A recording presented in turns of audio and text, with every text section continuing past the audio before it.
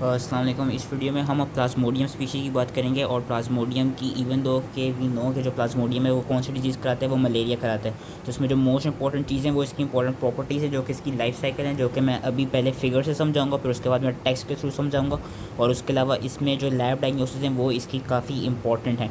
Treatment जो है उसके लिए मैंने फार्मा में वीडियो बनाई थी एंटी मलेरिया ड्रग्स पर, तो ट्रीटमेंट उसकी बिल्कुल वैसी ही है, तो ट्रीटमेंट जल्दी से हो जाएगी।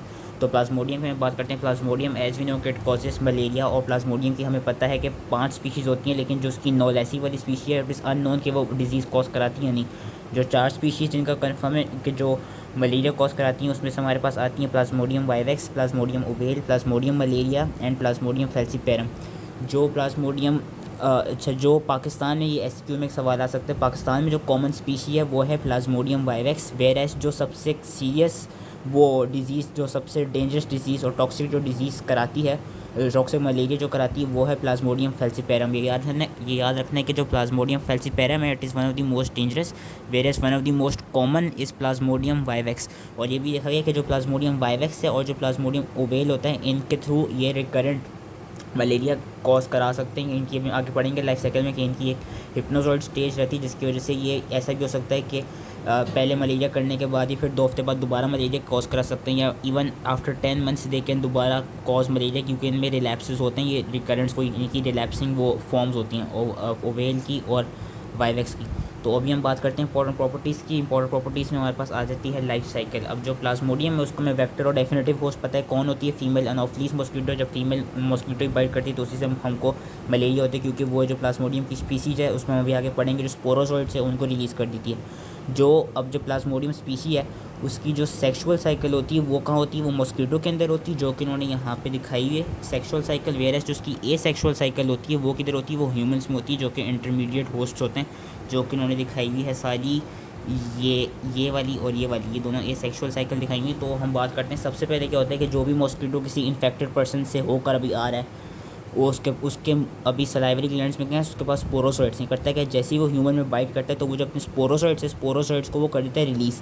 जब स्पोरोसॉइड्स रिलीज़ करते हैं तो उसकी वजह से होता क्या है कि विद इन 30 मिनट्स ये जो स्पोरोसॉइड्स होते हैं ये करते हैं, या आपके जो लिवर सेल्स होते हैं, जो हेपेटिक सेल्स होते हैं, उनको जाके करते हैं इन्फेक्ट। जब वो उनको इन्फेक्ट कर देते हैं तो उनको इन्फेक्ट होने की वजह से करते क्या है वो, कि जो स्पोरोसॉइड्स होते हैं वो फिर डिफ्रेंशिएट कर जाते हैं किसमें, मेरोसॉइड्स में। वो मेरोसॉइड्स में कैसे डिफ्रेंशिएट करते हैं कि वो पहले शिजोन्स बनाते हैं, और जब शिजोन्स रप्चर करते हैं तो शिजोन्स के अंदर से हम देख सकते हैं क्या निकलते हैं, हमें बहुत सारे ये मेरोसॉइड्स रिलीज़ होते हैं। और ये जो लिवर में स्टेज चल रही होती है इसको हम कहते हैं एक्सो एरिथ्रोसिटिक स्टेज, क्योंकि ये outside the red blood cell हो रही होती है, इसलिए एक्सो एरिथ्रोसिटिक स्टेज इसको कहा जाता है।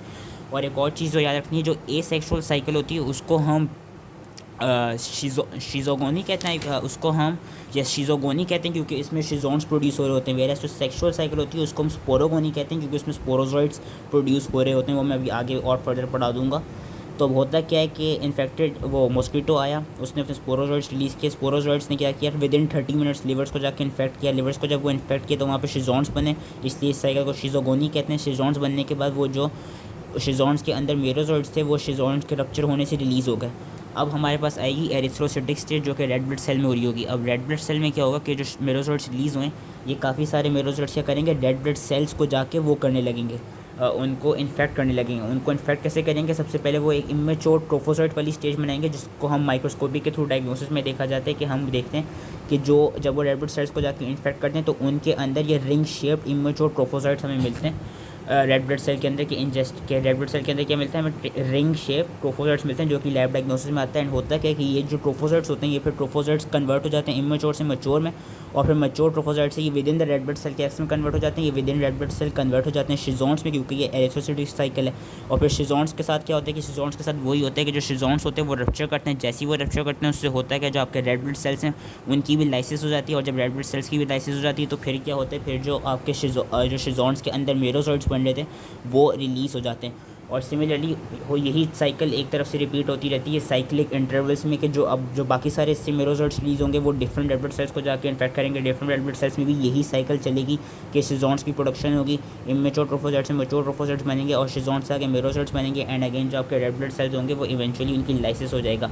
और इसी वजह से जो मलेरिया होता है, मलेरिया में ये होता है कि जो हमको वो जो इसके साइंस एंड सिम्टम्स जो होते हैं वो रिकर हो रहे होते हैं बार बार, जो फीवर होता है या फटीग हो गई या हेडेक वगैरह हो गई, वो रिकर इसलिए कर रहे होते हैं क्योंकि विद इन इंटरवल्स आपके मेरोसॉल्ट्स रिलीज़ हो रहे होते हैं, और जैसे ही मेरोसॉल्ट्स रिलीज़ होते हैं वैसे ही आपके जो सिम्टम्स हैं हमको वो मिलते हैं। वो सिम्टम्स क्यों मिलते हैं? वो मिलते हैं हमें due to lysis of red blood cell. अब होता क्या है कि ये तो चल रहा होता है एरिथ्रोसाइटिक स्टेज में, कुछ इमेच्योर ट्रोफोसाइट्स क्या करते हैं, कुछ इमेच्योर ट्रोफोसाइट्स अपना डिफ्रेंशिएट हो जाते हैं किसमें, गेमीटोसाइट्स में, मेल और फीमेल गेमीटोसाइट्स में। जिन्होंने दिखाया हुआ भी प्लाज्मोडियम मलेरिया ओवेल और वायरस की स्पीशीज़ जो है वो मेल और फीमेल गेमीटोसाइट्स में, और फल्सीपेरम की स्पीशीज़ भी मेल और फीमेल गेमीटोसाइट्स में बन जाती हैं। अच्छा, इन्होंने यहाँ पे डिफ्रेंशिएट करके दिखाया हुआ है, इसको हम लैब डायग्नोसिस में भी पढ़ेंगे कि जो वायरस ओवेल और मलेरिया की जो गेमीटोसिटिक स्टेज होती है वो उनके बिल्कुल सर्कुलर शेप होती है, वेयरस जो प्लाज्मोडियम फैल्सीपेरम के गेमीटोसाइट्स होते हैं दे आर क्रीसेंट शेप और दे आर बनाना शेप्ड। ये हम देख भी सकते हैं, ये हम अगेन लैब डायग्नोसिस में इसको और सही से पढ़ेंगे कि जो प्लाज्मोडियम वायरस ओवेल और मलेरिया उसकी सर्कुलर शेप गेमीटोसाइट्स हैं, वेयरस फैल्सीपेरम के बनाना शेप और क्रीसेंट शेप वो होते हैं गेमीटोसाइट्स होते हैं। अब होता क्या है कि होता ये है कि अब जो सेक्सुअल साइकिल होती है वो दोबारा मॉस्किटो में होती है कि लेट सपोज अब ये कोई इन्फेक्टेड बंदा हो गया, इसको मलेरिया हो गया, तो वहाँ से ये डिफरेंट साइड से मॉस्किटो ने इन गेमीटोसाइट्स को टेकअप किया। जब मॉस्किटो इन गेमीटोसाइट्स को टेकअप करते तो फिर मॉस्किटो के गट वॉल के अंदर क्या होता है, मॉस्किटो के अंदर ये होता है कि as soon as it injects gametocytes, जो फीमेल गेमीटोसाइट होती है वो मैक्रो गेमीटोसाइट में कन्वर्ट हो जाती है, वेरस जो मेल गेमीटोसाइट्स होते हैं वो 8 डिफरेंट माइक्रोगेमीटोसाइट्स में स्पर्मिक माइक्रोगेमीटोसाइट्स में वो कन्वर्ट हो जाते हैं। जो माइक्रोगेमीटोसाइट्स जो माइक्रोगेमीट्स होते हैं और जो मैक्रोगेमीट्स होती है जो मेल और फीमेल होते हैं वो आपस में उनकी वो होती है फर्टिलाइजेशन होती है जिससे जाइगोट बनता है। और फिर जाइगोट क्या करता है, जाइगोट डिफरेंशिएट्स इनटू ऊकीनेट, और जो ऊकीनेट होता है ये मॉस्किटो के जो गट वॉल है वहाँ पे जाके अटैच हो जाता है। वहाँ पे अटैच होने के बाद ये मोटाइल होता है, वहाँ पे अटैच होने के बाद जो ऊकीनेट होता है वो ऊसिस्ट में कन्वर्ट हो जाता है। फिर ऊसिस्ट में क्या होता है, ऊसिस्ट में आपके हैप्लॉइड स्पोरोसाइट्स फॉर्म हो रहे हैं। वो हैप्लॉइड स्पोरोसाइट्स क्या करते हैं, वो माइग्रेट करके हमारे जो मॉस्किटो होता है उसके सलाइवरी ग्लैंड्स में दोबारा सलाइवरी ग्लैंड्स में जाके माइग्रेट कर जाते हैं। एंड वहाँ पे माइग्रेट होने से होता है क्या है कि अगेन यही साइकिल दोबारा रिपीट कैसे होती है कि जब ये मॉस्किटो किसी और को जाके बाइट करता है, अपना ब्लड मील लेने जाता है किसी और पर्सन में, तो वहाँ पे वो जो स्पोरोसाइट्स उसके सलाइवरी ग्लैंड्स में होते हैं उनको वो रिलीज़ कर देता है एंड ये साइकिल फिर दोबारा शुरू हो जाती है।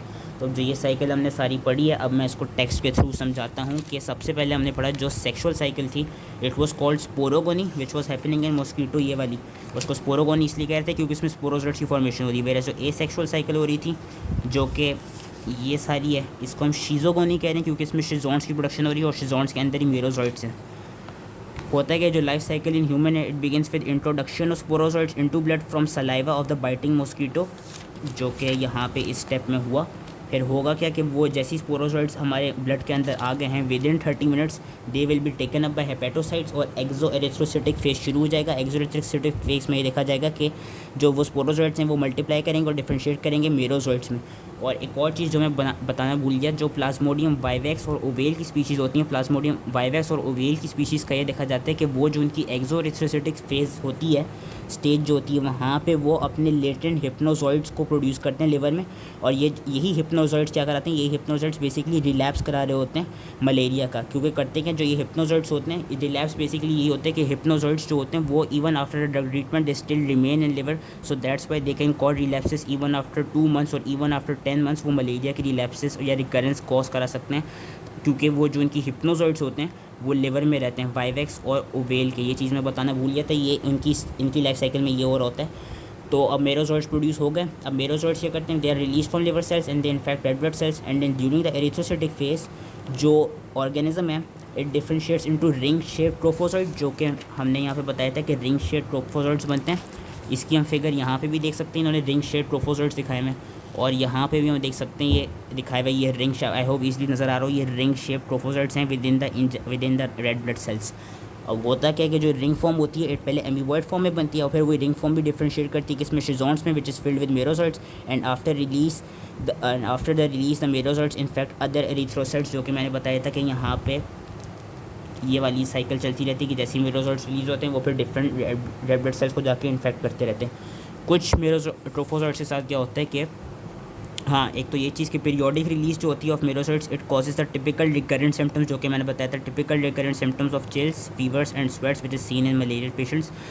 जो सेक्सुअल साइकिल होती है which begins in human red blood cells when some merozoites they develop into male and female gametocytes जो gametocyte containing red blood cells होते हैं, they are ingested by female anopheles mosquito and with in her gut they produce a female macrogamete and eight sperm like male microgametes. इनकी fertilization हुई, diploid zygote बना जो कि differentiate हुआ किस में, मोटाइल ऊकीनेट में, जो कि उन्होंने यहाँ पे दिखाया हुआ है। अब ऊकीनेट ने क्या किया, ookinete it burrowed into the gut wall, वहाँ पे वो ग्रो हुआ ऊसिस्ट में, ऊसिस्ट कंटेनिंग हैप्लॉइड स्पोरोजॉइट्स।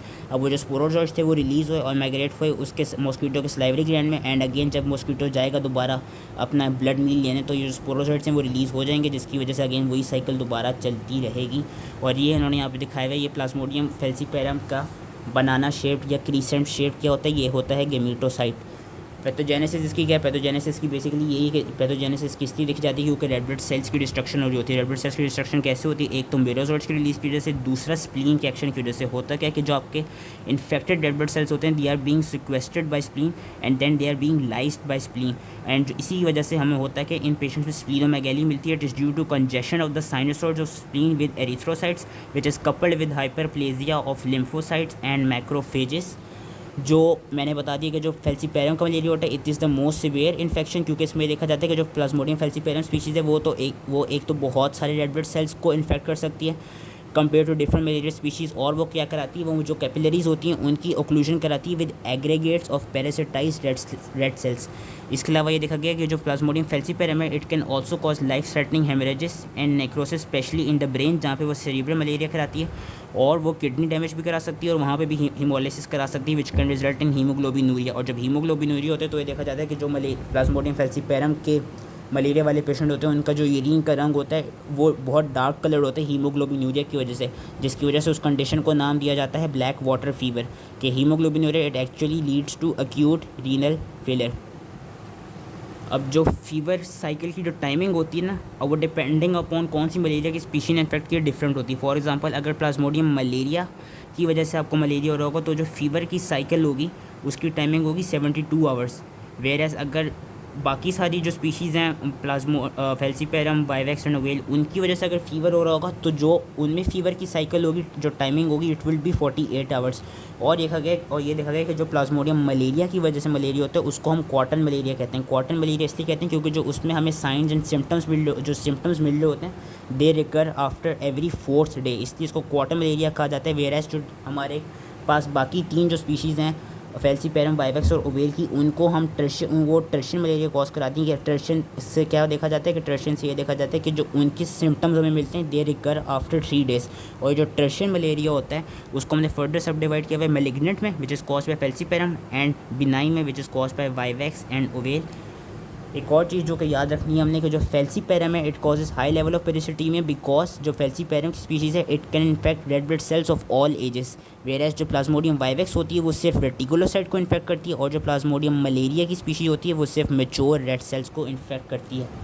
अब इसमें एक ये चीज़ देखी गई है कि वो इंडिविजुअल्स जो कि हेट्रोजाइगोट्स हैं सिकल सेल एनीमिया के लिए, सिकल सेल ट्रेट के लिए, they are protected against malaria, उनमें मलेरिया नहीं हो सकता। क्यों नहीं हो सकता? क्योंकि जो उनके रेड ब्लड सेल्स होते हैं उनके रेड ब्लड सेल्स के पास बिल्कुल लिटल ATPase एक्टिविटी होती है, जिसकी वजह से वो इतनी एनर्जी प्रोवाइड नहीं कर सकते पैरासाइट की ग्रोथ को सपोर्ट करने के लिए। और ये भी देखा गया कि जो होमोजाइगस होते हैं सिकल सेल एनीमिया के लिए, वो तो बिल्कुल ही मलेरिया से प्रोटेक्टेड होते हैं, लेकिन वो सिकल सेल एनीमिया की वजह से सर्वाइव नहीं कर पाते।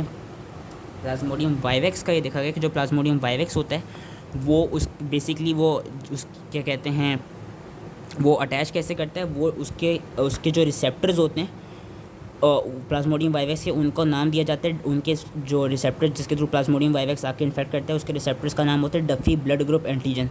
और वो इंडिविजुअल्स जिनमें इस डफी ब्लड ग्रुप एंटीजन की जो जीन्स हैं वो एब्सेंट हो, या उन जीन्स के लिए रिसेसिव हों, कि people who are homozygous recessive for the gene which encodes Duffy blood group antigen, उन इंडिविजुअल्स में देखा गया कि वो individuals they are resistant to infection by plasmodium vivax. यानी कि वो इंडिविजुअल्स जो कि इस डफी ब्लड ग्रुप एंटीजन की जिसमें डफी ब्लड ग्रुप एंटीजन की इनकोडिंग वाली जीन डेफिशिएंट है, जो इस डफी ब्लड ग्रुप एंटीजन को नहीं बना रहे, उन इंडिविजुअल्स में प्लाज्मोडियम वाइवेक्स का मलेरिया नहीं हो सकता, क्योंकि प्लाज्मोडियम वाइवेक्स जो है वो उन पे इस रिसेप्टर जब होगा नहीं तो वो आके इन्फेक्ट कर ही नहीं पाएगा। एंड ऑल्सो ये देखा गया कि जिन पीपल को G6PD डेफिशिएंसी होती है, ग्लूकोज 6 फॉस्फेट डिहाइड्रोजिनेस की, वो पेशेंट्स भी they are also protected against severe effects of falciparum malaria. अब जो मलेरिया की मोड ऑफ ट्रांसमिशन है, even though the most common is through mosquito bites, लेकिन it can also occur through placenta from mother to foetus and it can also occur through blood transfusions and also by intravenous drug use. और ये देखा गया कि जब plasmodium falciparum जब malaria cause करा रहा होता है या कोई भी स्पीशीज जब मलेरिया कॉज करा रही होती है, जो उसके मेरोजोइट्स होते हैं उनके खिलाफ पार्शियल इम्यूनिटी मिलती है ड्यू टू ह्यूमरल एंटीबॉडीज़, जिसकी वजह से होता है कि जिसकी वजह से थोड़ा बहुत लो लेवल ऑफ पेरिसिटीमिया देखा जाता है एंड लो ग्रेड सिम्टम्स मिले जाते हैं, जिस कंडीशन को हम क्या कहते हैं, इस कंडीशन को हम कहते हैं प्रीम्यूनिशन। जो क्लिनिकल फाइंडिंग्स हैं, क्लिनिकल फाइंडिंग्स इवन हम सबको पता ही होंगी, लेकिन मैं बता देता हूँ कि इसमें एब्रप्ट ऑनसेट होता है कि इसका फीवर का, चिल्स का, which is accompanied by headache, myalgias, arthralgias about 2 weeks after the initial mosquito bite. जो फीवर है it may be continuous early in the disease, लेकिन जो उसकी पीरियोडिक साइकिल होती है वो usually after several days develop करती है। फीवर स्पाइक कर सकता है, it can even reach till 41 degree Celsius and it is accompanied by shaking, chills, nausea, vomiting, abdominal pain and followed by drenching sweat. Splenomegaly देखी जाती है, हेपेटोमेगेली बहुत रफली देखी जाती है और एनीमिया बहुत प्रोमिनेंट होता है। एंड जो untreated malaria which is caused by plasmodium falciparum it is potentially life threatening, क्योंकि इट रिजल्ट्स इन एक तो extensive brain damage due to cerebral malaria और kidney damage due to black water fever. Whereas जो other vivax और ovale की वजह से जो होता है मलेरिया होता है वो थोड़ा बहुत सेल्फ लिमिटेड होता है। अब इसमें जो लास्ट इंपॉर्टेंट चीज़ हमारी रह गई है वो रहती है lab diagnosis. Lab diagnosis important है। लैब डायग्नोसिस बेसिकली याद रखनी है, जो उसकी डायग्नोसिस है, एक तो हम माइक्रोस्कोपी के थ्रू डिटेक्ट करते हैं, ब्लड की एग्जामिनेशन करते हैं, हम थिक और थिन जिम्सा स्टेन स्मीयर्स लेते हैं। थिक स्टेन से हम क्या करेंगे, थिक स्मीयर से हम बेसिकली डिटेक्ट करेंगे कि ऑर्गेनिज्म प्रेजेंट है या नहीं, वेर एज थिन स्टेन से हम ये डिटेक्ट करेंगे कि वो जो ऑर्गेनिज्म प्रेजेंट है उसकी कौन सी स्पीशी प्रेजेंट है, स्पीशी को आइडेंटिफाई करेंगे कि हमने थिक स्मीयर से एक तो हमने ये प्रेजेंट किया कि प्लाज्मोडियम है नहीं, वेयर एज थिन स्मीयर से हमने ये आइडेंटिफाई किया कि कौन सा प्लाज्मोडियम प्रेजेंट है, whether it's vivax, whether it's oval और फैल्सीपेरम। क्योंकि और ये इसलिए करते हैं क्योंकि इट इज़ इंपॉर्टेंट, अगर जो भी स्पीशी प्रेजेंट होगी उस स्पीशी से रिलेटेड डिफरेंट ट्रीटमेंट्स होती हैं, इसलिए हम उनकी स्पीशीज़ को डिटरमिन के लिए थिन स्मीयर यूज़ करते हैं। फिर उसके बाद जो मैंने बताया था माइक्रोस्कोपिक में हम क्या चेक करते हैं, हम रिंग शेप ट्रोफोसाइट्स देखते हैं within the infected red blood cells. हम गैमेटोसाइट्स ऑफ प्लाज्मोडियम फैल्सीपेरम देखते हैं जो कि क्रीसेंट शेप्ड होते हैं और they are banana shaped, whereas those of other plasmodia they are spherical, जो कि मैंने यहाँ पे भी बताया था इनकी साइकिल करवाते हुए कि जो बाकी प्लाज्मोडियम है, वाइवैक्स, ओवेल, मलेरिया, उनके गैमेटोसाइट्स स्फेरिकल होते हैं जबकि फैल्सीपेरम के बनाना शेप और क्रीसेंट शेप होते हैं। और ये देखा गया जो इसका डायग्नोसिस है, डायग्नोसिस इस बेस पे होता है कि अगर more than 5% of the red blood cells are parasitized then the diagnosis is confirmed for plasmodium falciparum. ये चीज़ याद रखनी है। जो प्लाज्मोडियम की स्पीशीज़ हैं वो हमें पता है कि वो हीमोजोइन पिगमेंट को प्रोड्यूस करती हैं इन्फेक्टेड रेड ब्लड सेल्स में। और प्लाज्मोडियम वाइवैक्स और ओवेल, वाइवैक्स और ओवेल के लिए एक चीज़ इंपॉर्टेंट ये है कि जो वाइवैक्स और ओवेल हैं उनमें देखा जाएगा कि जो उनकी वजह से जो इन्फेक्टेड रेड ब्लड सेल्स होंगे उनमें हमको एक डॉट्स मिलेंगे जिनको हम कहते हैं शफनर्स डॉट्स। ये शफनर्स डॉट्स याद रख लें। ये शफनर डॉट्स हमें क्यों मिलते हैं, ये बेसिकली इंट्रासाइटोप्लाज्मिक ग्रेन्यूल्स होती हैं एंड ये हमें किस स्टेन की वजह से मिलती हैं, ये हमको तब मिलती हैं जब हम रोमेनोस की स्टेन यूज़ करते हैं। तो स्टेन का नाम याद रखना है, डॉट्स का नाम याद रखना है कि ये याद रखना है कि प्लाज्मोडियम वाइवैक्स और ओवेल इन्फेक्टेड रेड सेल्स में हमें शफनर डॉट्स मिलेंगे and these are your intracytoplasmic granules that stain red using the Romanowsky stain. और अगर ब्लड की ये सारी डायग्नोसिस से हम नहीं रिवेल कर पाएँ प्लाज्मोडियम की स्पीशीज, दैन हम पीसीआर पे आते हैं। पीसीआर से हम उसका न्यूक्लिक एसिड डिटेक्ट करते हैं और हम एलाइसा पे आते हैं। एलाइसा से हम प्लाज्मोडियम फैल्सीपेरम की प्रोटीन्स को डिटेक्ट करते हैं। अब जो इसकी ट्रीटमेंट है, ट्रीटमेंट की इवन तो मैंने एंटी मलेरिया ड्रग्स पर बनाई थी वीडियो, तो वो वैसे तो उससे पता ही होगी, लेकिन मैं एक दफ़ा रिवाइज़ करा देता हूँ। इतनी मुश्किल नहीं है ट्रीटमेंट के लिए। एक एक्सोएरिथ्रोसाइटिक स्टेज के लिए होती है, एक एरिथ्रोसाइटिक स्टेज के लिए होती है। ये देखा गया कि जो एरिथ्रोसाइटिक स्टेज है, जो कि मोस्ट इंपॉर्टेंट स्टेज है जिसमें मेरोजोइड्स प्रोड्यूस हो रहे हैं, सबसे जो इंपॉर्टेंट ड्रग ऑफ चॉइस है which is that is your chloroquine. Chloroquine क्या कराती है, वो मेरोजोइड्स को किल कर देती है। लेकिन ये देखा गया कि जो एक्सोएरिथ्रोसाइटिक स्टेज होती है और वो अगर मलेरिया जो कि प्लाज्मोडियम वाइवैक्स और ओवेल की वजह से हो रहा है, उन पेशेंट्स में हम ट्रीटमेंट के लिए क्या देते हैं, हम देते हैं प्राइमाक्वीन। क्योंकि जो प्राइमाक्वीन क्या कराती है, प्राइमाक्वीन ये जो हिप्नोसॉइड्स वाली स्टेज होती है प्लाज्मोडियम वाइवैक्स और ओवेल की, उसको ख़त्म कर देती है, जिसकी वजह से रिलैप्सेस हमें नहीं मिलते। लेकिन प्राइमाक्वीन का एक एडवर्स इफेक्ट हमें पता था कि वो G6PD डेफिशिएंट पेशेंट, जो G6PD डेफिशिएंसी जो उनको होती है, उन पेशेंट्स में नहीं देनी चाहिए क्योंकि उन पेशेंट्स में वो फर्दर सीवियर हीमोलाइसिस करा सकती है। आजकल ये देखा जा रहा है कि क्लोरोक्वीन के ख़िलाफ़ काफ़ी रेजिस्टेंस पाई जा रही है, तो हम रेजिस्टेंस को ट्रीट करने के लिए हम क्या देते हैं, हम देते हैं अटोवाकोन एंड प्रोगानिल, और हम जो आरटी वो जो थे आर्टिमेसिनिन्स जो थे आर्टिमेसिनिन डेरिवेटिव्स जो थे वो भी दे सकते हैं, जिसमें हमारे पास आर्टिसोनेट और आर्टिमिथर की एग्जांपल आ जाती है। ये सारे एंटी मलेरिया ड्रग्स हैं, मैंने फार्मा की वीडियो में पढ़ा दिए थे। प्रिवेंशन इसकी कैसे होती है, प्रिवेंशन तो ड्रग्स के थ्रू, हम क्लोरोक्वीन के थ्रू प्रिवेंट कर सकते हैं, पेफिनोक्वीन के थ्रू प्रिवेंट कर सकते हैं, और हम कीमो प्रोफाइलेक्सिस दे सकते हैं जहाँ पे chloroquine resistant Plasmodium falciparum endemic हो, वहाँ पे हम मेफ्लोक्वीन और डॉक्सीसाइक्लिन या हम अटोवाकोन एंड प्रोगानिल की ड्रग्स की कीमो प्रोफाइलेक्सिस करा के प्रिवेंशन करा सकते हैं। उसके अलावा और कौन से तरीके प्रिवेंशन के, और तरीके प्रिवेंशन के ये हैं कि एक तो हम insecticide treated mosquito netting use करें जिसको मच्छरदानी कहते हैं, विंडो स्क्रीन्स यूज़ करें, प्रोटेक्टिव क्लोथिंग पहने, फुल स्लीव की शर्ट्स पहने, इंसेक्ट रिपेलेंट्स यूज़ करें जिस तरह मॉस्पेल हो गया, नाइट टाइम में कम ट्रैवल करें क्योंकि नाइट टाइम में ज़्यादातर जो मॉस्किटोज़ होते हैं वो एक्टिव होते हैं और वो क्या कहते हैं फीड करने निकलते हैं, और जो स्टैगनेंट वाटर एंड स्वम्प्स हैं, जो स्टैगनेंट वाटर होता है स्वम्प्स और डिचेस में, उसकी साइड ड्रेनेज करें क्योंकि यही बेसिकली मेन ब्रीडिंग ग्राउंड्स होते हैं मॉस्किटोज़ के। इसके खिलाफ़ कोई वैक्सीन है नहीं। So that was important, I hope कि ईजीली समझ में आ गया। उसमें जो मोस्ट इंपॉर्टेंट चीज़ें हैं प्लाज्मोडियम की, अगेन मैं बता रहा हूँ, lab diagnosis is important and जो इसकी लाइफ साइकिल है दैट इज़ ऑल्सो इंपॉर्टेंट। और ये पता होना चाहिए कि पाकिस्तान में कॉमन है प्लाज्मोडियम वाइवेक्स, वेयरएस जो सबसे सीरियस डिजीज़ कराती है वो है प्लाज्मोडियम फैल्सीपेरम। और जो बाकी मैंने पैथोजेनेसिस बताई थी थोड़ी बहुत, यहाँ पे जो चीज़ें बताई थी इनको भी याद कर लेनी है कि जो falciparum it can infect red cells of all edges, vivax सिर्फ रेटिकुलोसाइट्स को कर रही है, और जो मलेरिया है वो सिर्फ मेच्योर रेड सेल्स को कर रही है। So that was it, I hope easily समझ में आ गया हो एंड थैंक यू।